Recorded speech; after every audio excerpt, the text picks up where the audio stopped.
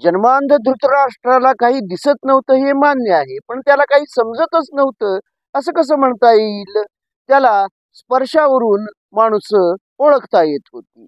हा आपल्या पायाला स्पर्श करणारा दुर्योधन आहे की दुःशासन आहे की भीम आहे हे तो ओळखू शकत होता. त्याला ऐकू येत होतं कोण काय बोलत आहे आणि ते कोणत्या प्रकारे बोलत आहे हे त्याला समजत होतं. जरी दिसत नसलं तरी स्पर्शावरून, आवाजावरून आणि लोक काय बोलतात हे ऐकून तो आपला पुत्र दुर्योधन कसा आहे हे समजू शकत होता. त्याला ते कळत होतं. म्हणजे आपल्या पुत्राबद्दल, दुर्योधनाबद्दल भीष्म काय बोलतात, विदुर काय बोलतो, कधीतरी द्रोण सुद्धा काय बोलतात किंवा भीती झुगारून आपल्या दरबारातील दुसरे दरबारी, प्रमुख दरबारी काय बोलतात कधीतरी का होईना, हे जे बोलतात आपल्या पुत्राबद्दल, दुर्योधनाबद्दल आणि त्याच्या दुष्टाव्याबद्दल सांगतात, त्याच्या कपट कारस्थानाबद्दल सांगतात, त्याच्या क्रूरपणाबद्दल सांगतात, हे तो ऐकू शकत होता. पण त्यापैकी कुठल्याच गोष्टीवर धृतराष्ट्राने कधीच विश्वास कसा ठेवला नसेल? म्हणजे विश्वास ठेवल्याचं महाभारतात दिसत तरी नाही. मग तसा तो विश्वास त्याने का ठेवला नसेल? आणि हे बोलणारे लोक म्हणजे भीष्म, विदुर किंवा द्रोण हे काही कुरु राज्याचे शत्रू नव्हते. ते कुरु राज्याचे हितचिंतकच होते आणि ते कुरु राज्याच्या चिंतेनच दुर्योधनासंबंधी असं काहीतरी त्याच्या दुष्टपणाबद्दल सांगत होते. पण यापैकी कुठल्याच गोष्टीवर धृतराष्ट्राने कधीच विश्वास ठेवला नाही. त्याचा सख्खा मुलगा युयुत्सू आणि विकर्ण सुद्धा कधीतरी बोलले होते की दुर्योधनाचा दुष्टपणा आपण सहन करू नये आणि तो कपट कारस्थान करतो आणि तो अन्याय करतो पांडवांच्यावर, हे त्यांनी उघडपणे सांगितलं होतं. पण धृतराष्ट्राने कधीच त्यावर विश्वास ठेवला नाही. ठेवल्याचं दिसत तर नाही, स्पष्टपणे दिसत नाही. अर्थात दुर्योधनाचे गोडवे गाणारे किंवा दुर्योधनाचं समर्थन करणारे लोक सुद्धा होतेच. शकुनी होता, कर्ण होता, दुःशासनही असेल. त्यांच्या शब्दावर मात्र धृतराष्ट्रानं नेहमीच विश्वास ठेवलेला दिसतो.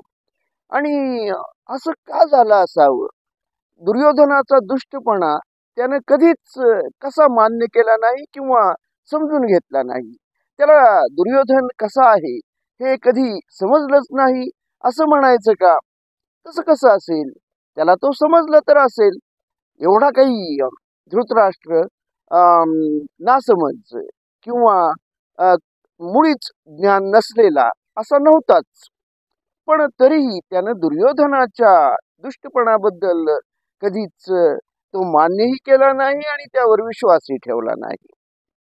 असं का झालं असावं? आणि खर तर दुर्योधनाच्या जन्मवेळीच असं म्हणतात, अशी एक वदंता, अफवा आहे की त्याच्या जन्मवेळीच अपशकुन झालेले होते. कुत्र्यानी करुण स्वरात कुत्री रडली होती आणि त्यांचं असं आक्रंदन बघून काहीतरी अपशकुनी घडत आहे असं लोकांच्या लक्षात आलेलं होतं. दिवसा उजेडी अंधार झाला होता असं म्हणतात. उल्कापात झाला होता आकाशातून आणि भयसूचक असे आवाज कोल्ह्यांनी काढले होते आणि असं काहीतरी अपशकुनी संकेत त्याच्या जन्मवेळीच मिळाले होते. आणि भविष्यवेत्यांनीही असं सांगितलेलं होतं की दुर्योधन हा काली या राक्षसाचा अवतार आहे, अंश अवतार आहे. आणि विदुर, भीष्म यांनी तर धृतराष्ट्राला वारंवार सांगितलेलं होतं की हस्तिनापूरच्या राज्याच्या हितासाठी दुर्योधनाचा त्याग करावा. पण धृतराष्ट्रानं दुर्योधनाचा त्याग तर कधी केला नाहीच. उलट त्याचं तो समर्थनच करत राहिला आणि त्याच्या दुष्टपणाबद्दल त्यानं त्याच्या दुष्टपणावर कधीच विश्वास ठेवला नाही. असं का झालं असावं?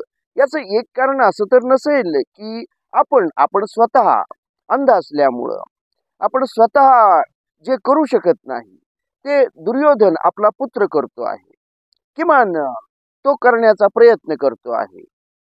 आणि कपट कारस्थान करून, फसवाफसवी करून, अन्याय करून, कसं का असेना पण तो आपलं राज्य आपल्याच ताब्यात ठेवण्याचा आटोकाट प्रयत्न करतो आहे. हे धृतराष्ट्राला समाधान देणारच वाटत होतं असं तर नसेल, कदाचित तसं असू शकेल. कपट कारस्थान करून का होईना दुर्योधन जे आपण करू शकत नाही ते करतो आहे. याचं एक उष्ण समाधान, आणखी एक दुष्टपणाचंही समाधान धृतराष्ट्राला एक पिता म्हणून वाटत असेल. आणि त्यामुळं तो दुर्योधनाच्या दुष्टपणावर कधी विश्वास ठेवत नसेल, किंवा जरी त्याला तो समजला तरी तो त्याला मान्य असेल, असं असण्याची जास्त शक्यता आहे. आणि त्यामुळं धृतराष्ट्राला दुर्योधन कसा आहे हे समजलंच नाही असं म्हणताच येणार नाही. त्याला तो समजला होता. पण तो दुर्योधन त्याला मान्यही होता, कारण तोच त्याचा आधार होता. आणि जर असं नसेल तर मग असं म्हणावं लागेल की धृतराष्ट्राला दुर्योधन कसा आहे हे समजलंच नाही. आणि मग आंधळ्या धृतराष्ट्राच्या, आंधळ्या राजाच्या हाती असलेली आंधळी हस्तिनापूरची राजसत्ता त्यानं आंधळेपणानंच सत्ता लालसेनं आंधळा झालेल्या दुर्योधनाच्या ताब्यात देण्याचा प्रयत्न केला. आणि तो स्वतःही अंध राहिला आणि आंधळ्या राजाच्या हाती असलेली आंधळी राजसत्ता त्यानं आंधळेपणानंच वापरली असं म्हणावं लागेल. धन्यवाद.